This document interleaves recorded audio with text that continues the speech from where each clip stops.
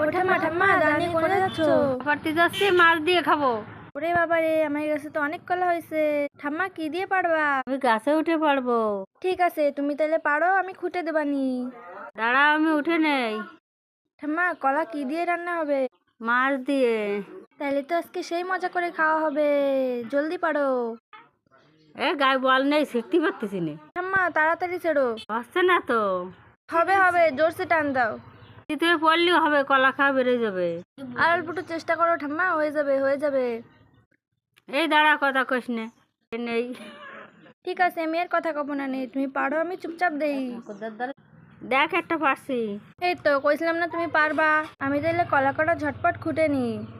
এই দেখো বন্ধুরা, আমার ঠাম্মা কতগুলো কলা পাড়ে দিয়েছে। যা, তোর মারে কা মাছ দিয়ে রান্তি। ঠিক আছে, আমি যাচ্ছি তাইলে। প্রথমে আমরা মাছটাকে ভালো মতন ভেজে নেব। মাছ কটা লাল লাল করে ভাজা হয়ে গেছে, এবার তুলে নেব। কলা দিয়ে মাছ রান্না করব, তাই জন্য মাছটাকে প্রথমে লাল লাল করে ভেজে নিলাম।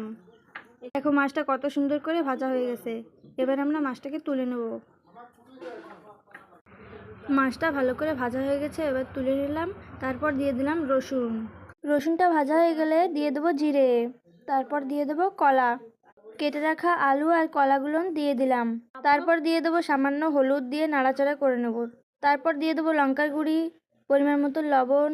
কলা আর আলুটাকে কিছুক্ষণ কষিয়ে নিতে হবে। কষানো কমপ্লিট হয়ে গেলে পরিমাণ মতন জল দিয়ে দিতে হবে। জল দেওয়ার পরে যখন তরকারিটা ফুটে উঠবে, তখন দিয়ে দেবো মাছগুলো। দেখো আমাদের তরকারিটা কিন্তু প্রায় প্রায় হয়ে এসেছে। সব মাছগুলো এক এক করে ছেড়ে দিতে হবে।